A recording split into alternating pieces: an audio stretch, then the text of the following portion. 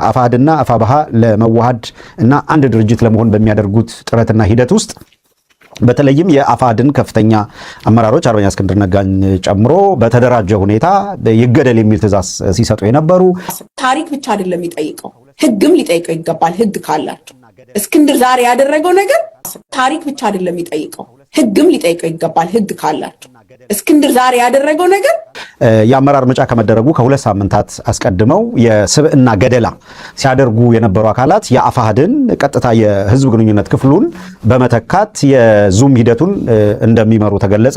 በዚህ ሂደት ውስጥ አንደኛ አልተነገረንም፣ አናውቅም። አንድ እንድትወስዱ ለህዝቡ ይህንን ግልጽ ማድረግ አለብን። ይሄ እኔ ፐርሰናሊ በግሌ ወጥቼ የምናገረው አይደለም። የሚዲያው ኤዲቶሪያል ሁኔታውን በሙሉ ከገመገመ በኋላ በዚህ እርከን ከዚህ ቀደም እንደነበረው መሄድ ስለማያስፈልግ በየስቴፑ የምናደርገውን ትግል ህዝቡ እያወቀ እየተረዳ እንዲሄድ ማድረግ ጠቃሚ ነው በሚል ከተወሰነ በኋላ ኤዲቶሪያል ውሳኔ ነው የገባሁት። ስለዚህ የድርጅቱ ኤዲቶሪያል ወይም የከፍተኛ አመራሮች የሚዲያው አመራሮች ማለት ነው ውሳኔ የሰጡበትን ጉዳይ በፕሮግራሙ መግቢያ ላይ ለማንሳት ነው። ስለዚህ ዋነኛው ነገር ድርጅቱ ተብሎ የተገለጸ ቢሆንም ድርጅቱ ሳይሆን ከሚዲያ አካባቢ ተብሎ የተወከሉ አካላት በዋነኛነትም በግልጽ መንገድ የስብዕና ገደላ ሲሰሩ የነበሩ በውህደት የመጣውን አንደኛውን ክንፍ በአጠቃላይ በዘመቻ ድምጥማጡ እናጠፋለን ብለው ሲሰሩ የነበሩ አካላት ናቸው።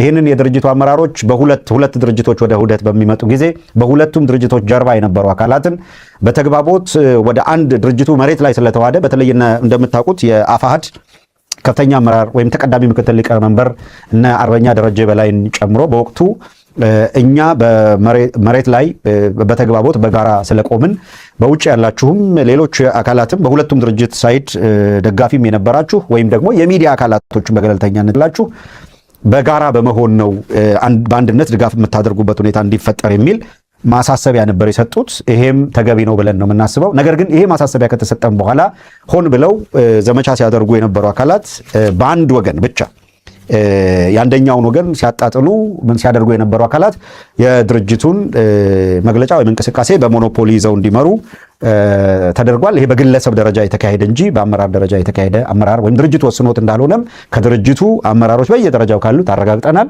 ይሄን ካረጋገጥን በኋላ ማስተካከያ አድርገው በዚህ ሂደት ላይ ማረሚያ እስከሚደረግ ድረስ እኛ በዚህ ሁኔታ ውስጥ መሳተፍ በፍጹም አግባብነት እንደሌለው ነው የተሰማን። አንድ ሁለተኛ በጣም የሚገርመው ነገር እንሳተፍ ብለን ብንወስን እንኳን የማያስኬደው የተነገረና የተሰጠን የዙም ሊንክ ነው እና የዙም ሊንኩ ላይ ኮሆስት በማድረግ ድርጅቱ ሁለት ሰዎች አስቀምጧል። ከሚዲያ አካላት በመምረጥ የሁለት ሶስት ሰዎች ኮሆስት አድርጓል እና የሳተላይት ስርጭት ፕሮግራሙ በምታዩት ደረጃ ተዘጋጅቶ የዩቲዩብ ወይም የረምብል ስርጭቱ ተዘጋጅቶ በማህበራዊ ሚዲያ ሊንክ አፕ ለማድረግ ስንል የከሌ ወይም የከሊትን ዩቲዩብ ቻናል ካልተጠቀማችሁ በቀጥታ ከድርጅቱ የማነው ከዙሙ የቪዲዮ አክሰስ አንሰጣችሁም። አፋሕድ አፋብህን ለአንድ የሚዲያ ብሎ ላሰበው ክፍል የህዝብ ግንኙነት ክፍሉ የመረጠውን እንግዲህ ድርጅቱ የራሱ ዩቲዩብ ቻናል ቢከፍት በድርጅቱ የራሱ ዩቲዩብ ቻናል ሊንክ አፕ ያደርገውና ያንን የድርጅቱን ዩቲዩብ ቻናል ከዚህ ሊንክ አድርጉ ሊለን ይችላል። ነገር ግን በጥቅሉ ሚዲያዎችን ከሰበሰበ በኋላ በተለየ ሁኔታ እንጠቀምበታለን ብሎ ካሰበው አካል ጋር ብቻ ሊንክ በማድረግ ከዚህ ዩቲዩብ ሊንክ ተጠቀሙ የሚል ነገር ነው የመጣው። እኛ ሚዲያ የሳተላይት ሚዲያ። ስለዚህ በማናቸው መልኩ እንደዚህ ያለ የተነወረ እንቅስቃሴ በሚደረግበት ጊዜ እንታገላለን እንጂ ገብተን ጭቃ ውስጥ አንቦካም። ስለዚህ በግልጽ መናገር ስላለብን በምንም አይነት እንደዚህ አይነት ነገር ውስጥ አንገባም የሚል ወሳኝ አቋም ይዘናል። በጥቅሉ የድርጅት እንቅስቃሴን ገና ከጅምሩ በሚጎዳ እንቅስቃሴ ውስጥ ማድረግ ትክክል አይደለም፣ ተገቢም አይደለም።